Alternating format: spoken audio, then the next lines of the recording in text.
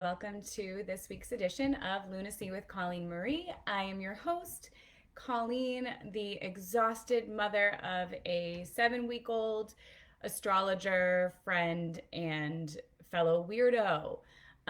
So I'm excited to chat this week in particular because a lot of us have really been feeling the intensity of retrograde season. So if you don't know what Mercury retrograde is, then you live under a rock. But let's just say that it is a time when things feel like they're kind of moving backwards. There might be issues around communication, around technology.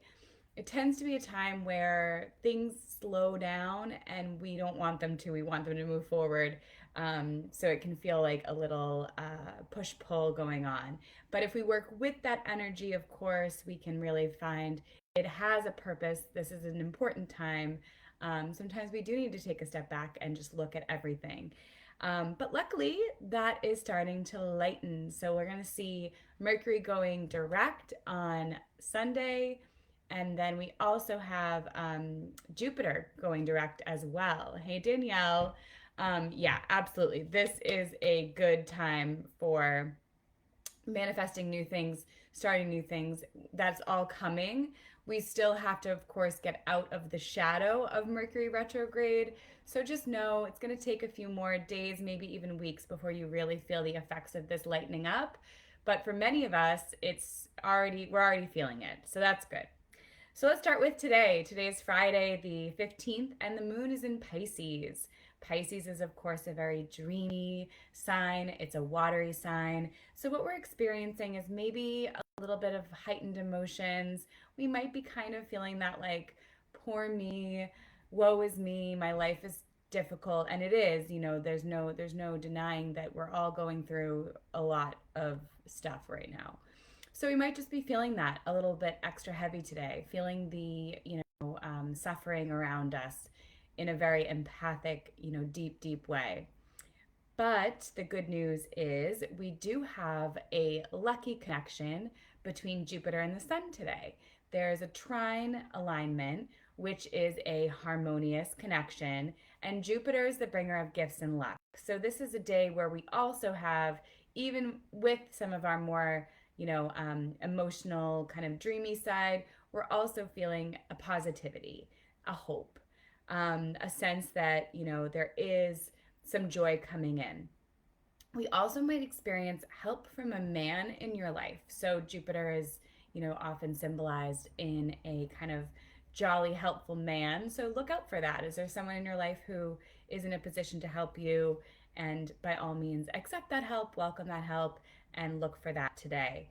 The sun, of course, is still linked up with Mars this week, and that adds kind of a physicality and an exuberance. And, this is a time when passion and enthusiasm can really ride high. So if you are someone who, I've noticed for me, it's manifested in like just more exercise, wanting to really get out there and do things physically with my body more. So you might be experiencing that as well.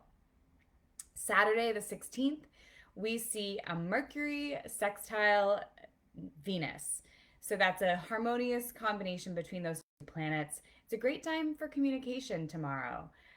Talking about, particularly the past, because Mercury is still in retrograde, but talking about these issues that, affect our relationships, affect our one to one relationships, not just our, partnerships, but also anyone in your life that you feel that particular one to one connection with. Saturday is a really good time to bring up issues that maybe have been bothering you, maybe just need to be brought to the surface in a lighthearted, kind of friendly way. So that's on Saturday. Really looking back, and a big, I think, theme for this Mercury retrograde is forgiveness. Forgiving ourselves, forgiving those around us for whatever it is that's kind of coming up from our past. So this is a really good time as this retrograde draws to a close to look at what has been coming up for us and over the past few weeks and finding that ability to forgive both ourselves and others as this is brought to a close, because on Sunday this retrograde is ending. So, also on Sunday, we see Jupiter stationing direct. So, Jupiter's been retrograde for months and months, and we don't feel that type of, um, intensity as we do with a planet like Mercury that moves quickly. Because Jupiter spends about half of the year in retrograde, when it goes direct, it doesn't feel as intense. However, we're still going to feel it. Um, Jupiter is in Pisces, so it's a lot of questions of healing, of spirituality, and Jupiter tends to want to pontificate. So if we're feeling like there's people in our lives that are kind of telling us what we should believe and what we should trust and what like they know better than we do, that is going to be a big theme throughout this year. And as we move direct, we're going to see that that starts to, get played out more and more on the world stage. So I'm intrigued to see what that means. It's also a time of psychic ability being at the forefront. So spirituality, psychic ability, intuition, all of that is really powerful right now.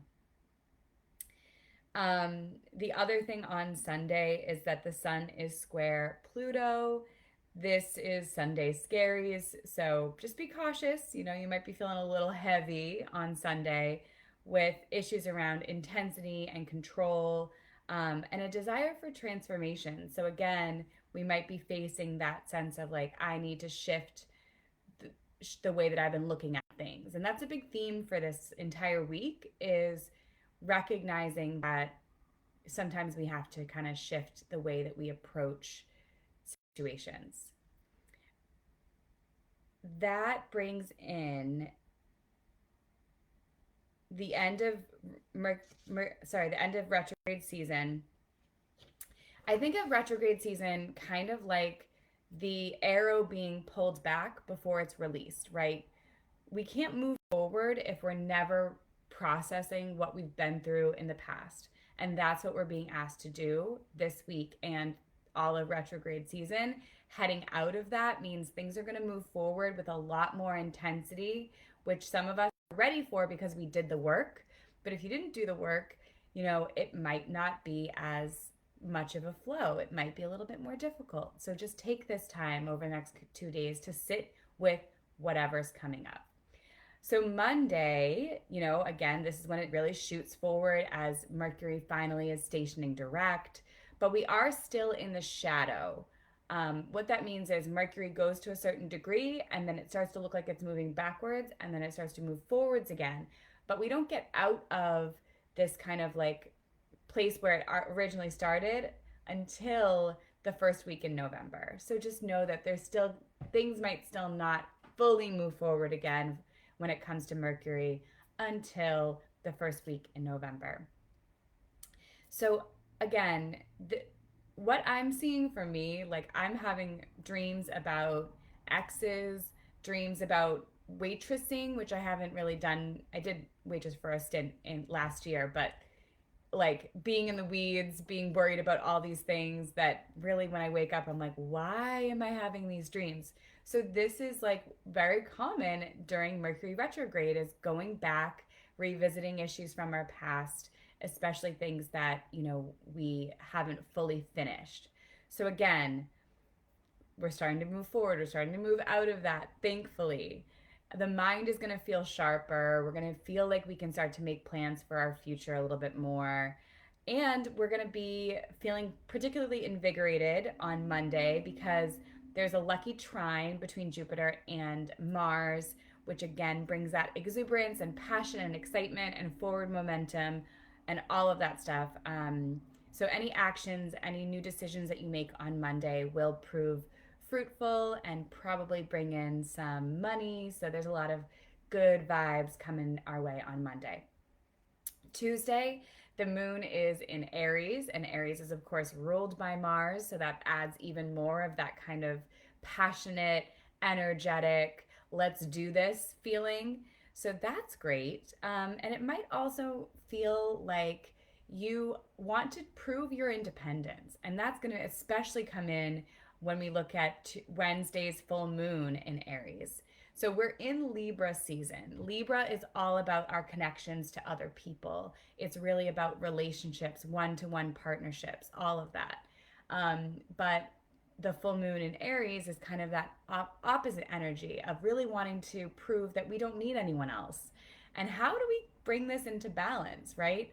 How do we find our voice while also respecting and, honoring the people in our lives that we have interdependency with?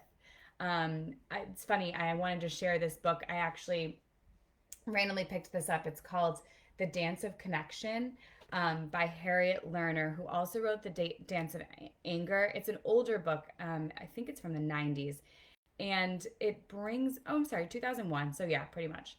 And what it brings in for me is this recognition that sometimes our voice, we think like speaking up in a relationship is what we need to do, but then it causes more harm than good. And then the opposite is also true. We don't speak up enough and we end up, not being true to ourselves. And I think there isn't a one size fits all for everyone, but learning how to navigate that, not feeling like we need to just word vomit on people about what we're feeling and experiencing, but also not bottling it up. And I think this book does a good job of helping to navigate that and figure out, okay, well, where are you on that continuum? And that's exactly what this full moon is all about, recognizing where we need to focus on our, own voice, and also where we need to honor the people around us who we love and respect.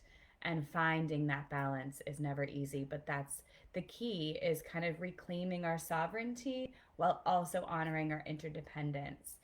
And I think that's really, really powerful. Jupiter and Pluto are also really plugging into this full moon. And this makes me think about the 2020 pandemic. So I do think we're going to be getting some news around this full moon, that will relate to kind of some of the themes we've been seeing since early 2020. Issues around work and money and the systems collapsing that, we're seeing happening on really a global scale right now. All of that is going to be at the forefront this coming week. But the good news is, we have that ability to find our voice in the midst of all of that. And that's going to be really at the forefront on the Aries full moon on Wednesday. And finally, Thursday, the moon is in Taurus, so we're going to feel a little bit more grounded, a little bit more in touch with our nature, natural self, wanting to be out in nature, wanting to be connected to the earth. But also, Mars is square Pluto that day. So, again, more of these themes around power and intensity. And we might experience that in our own work where things don't exactly go the way that we anticipate, but it's the truth is being brought to the surface because it needs to be seen. And that's a big theme for this day. And, just know that overexertion is a concern at the end of next week. So just go into it with some, try to ground yourself, try to remind yourself you don't have to be all things to all people, and you should be good. All right, guys, thank you so much for watching. We've got a full moon coming up in Aries, so prepare for that. Take, advantage of that and find ways to kind of connect with fire, because Aries is ruled by fire. So burning away whatever bullshit you don't need in your life is a great way to kind of manifest with this full moon. And yeah, we've got the end of this retrograde season coming, so things are moving. Thanks for watching. Bye.